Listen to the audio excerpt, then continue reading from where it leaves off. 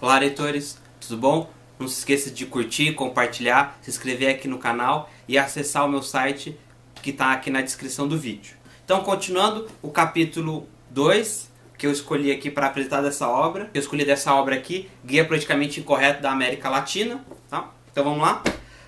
Muito bem, então ele começa aqui na página 84. Ainda hoje, a narrativa dos cruéis conquistadores alimenta discursos indignados, emociona e revolta o público no cinema e elege presidentes.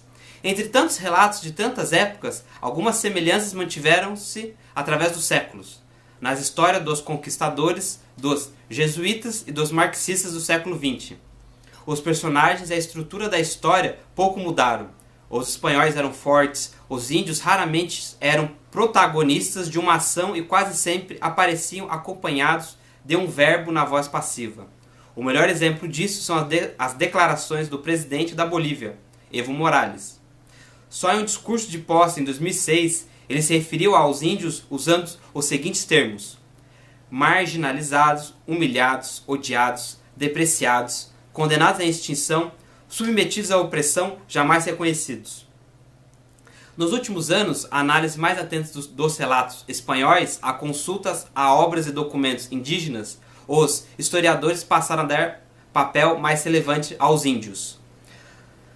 Essas novas interpretações correram ideias que estruturaram a historiografia tradicional, como a noção de onipotência dos espanhóis, de sua aparência de deuses, dos índios como excluídos das decisões políticas, dos estrangeiros e dos nativos como grupos coesos e donos de objetivos contrários, e até mesmo a ideia da conquista espanhola com uma sequência de batalhas. Não houve nós contra eles, escreveu o pesquisador argentino Gonzalo Lamana. Começando pelo básico, o ódio que os índios nutriam entre si, antes dos conquistadores chegarem, boa parte dos andinos comemorou a chegada dos espanhóis. Por quê? Eu vou ler alguns trechos aqui, que os povos andinos, né, já estavam sendo perseguidos pelos próprios, né, incas. Né? O que acontece? Eles conquistaram o território e impunham sua cultura, sua religião. Vai ter alguns comentários aqui à frente. Tá? Então, a página 85. As doenças chegaram ao Peru antes dos europeus. O imperador Inca morreu provavelmente de varíola pouco antes de Pizarro aparecer por ali. A morte provocou a disputa de poder de seus dois filhos. O primeiro conseguiu tomar o poder em Cusco, a capital do império, mesmo antes de os espanhóis chegarem. Então aqui vai ter mais alguns trechos que os povos já brigavam entre si. Como consequência, já tinha muitas guerras, já tinha captura de escravos. Então os espanhóis simplesmente buscaram aliados e participavam dessas disputas. E os espanhóis, vai ter um trecho aqui, realmente colocaram a religião católica para esses indígenas. Mas pelo trecho aqui, talvez não fosse tão forte, uma imposição assim tão radical e com tanta velocidade quanto os incas faziam com os povos ao redor. Continuando, página 86. Os índios já estavam acostumados com batalhas e quedas de líderes como aquela. Na verdade, a prisão e a execução de líderes era um fato corriqueiro na história andina. Se os espanhóis praticaram crueldades contra o povo e a cultura inca, o mesmo se pode dizer dos incas em relação aos tradicionais povos andinos sobre o seu domínio. Os espanhóis são frequentemente acusados de atropelar a língua, os modos de vida e a religião dos povos. Os padres que acompanharam os conquistadores trataram as crenças indígenas como pagãs e impuseram o catolicismo, destruindo templos e rituais. Pouco se fala que os incas também faziam a mesma imposição cultural sobre os povos. Quando derrotavam um povo, obrigavam a aceitar sua língua, suas leis e religião. Quando os espanhóis chegaram, esses povos não precisavam mais adorar deuses incas. Página 91 e 94. O que os historiadores marxistas não contaram ou não puderam prever é que os incas se pareciam com os comunistas até então na opressão promovida pelo governo e nas tragédias comuns a todos os governos socialistas. O melhor exemplo são migrações forçadas.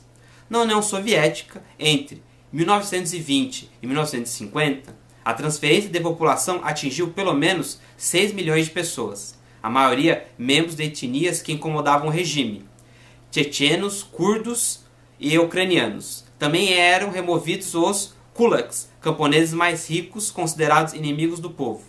Essas pessoas foram enviadas às zonas de fronteiras, campos agrícolas e regiões pouco povoadas como a Sibéria. Pelo menos um quarto dos migrantes morreu de fome e frio em consequência da mudança.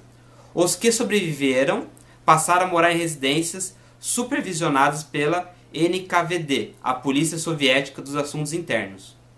Outro traço do comunismo que passa perto dos incas é a prática de mudar a história. Em Cuba, na China do século XXI, na União Soviética de Stalin ou em qualquer governo comunista do século XX, o passado foi uma mercadoria política a ser alterada sem hesitação. O exemplo mais acabado desse comportamento são as fotografias históricas alteradas pelos censores de Stalin. Entre outras, a famosa foto de um discurso de Lenin. Em 1920, teve a imagem de Leon Trotsky, inimigo de Stalin, retirada e trocada por um fundo negro. Página 96 e 105. Em cidades como Cusco ou La Paz, o chá de coca é um fantástico remédio contra os enjoos e dores de cabeça provocados pela elevada altitude. Mineiros também colocam folhas de coca dentro da bochecha para suportar melhor o esforço braçal e não sentir fome. Na Bolívia, a folha de coca tornou-se objeto de culto oficial. O artigo 384 da Constituição é apoteótico. O Estado protege a coca originária e ancestral como patrimônio cultural, recurso natural renovável da biodiversidade da Bolívia, como fator de coesão social. O consumo da folha de coca é promovido por causa de seus pretensos valores nutricionais. Em 2006, o ministro de Relações Exteriores propôs substituir o leite por folhas de coca no café da manhã escolar. Segundo ele, a planta teria mais cálcio que o leite e mais fósforo que o peixe. Só um governo muito sem coração poderia querer algo assim para os pobres criancinhas bolivianas. É certo que o sacrifício humano era um costume aceito pela tradição e pelo modo como os índios enxergavam o mundo. Não é correto condená-los com os olhos de hoje. Como acontecia entre os índios tupis do Brasil, um jovem só ganhava permissão para se casar depois de capturar seu primeiro homem. Quem matava era mais reconhecido, tinha roupas melhores, entrada garantida em festas e mais mulheres. Cheguei aqui no meu último slide, se chegou até aqui, muito obrigado, não esqueça de curtir, compartilhar e se inscrever aqui no canal. Vamos lá, página 113. A precariedade e os perigos diminuíam tão logo os recém-chegados conseguissem fazer amizade com os índios. Por isso, não demorava a fazer concessões aos povos locais e se adaptar ao modo local de viver e guerrear.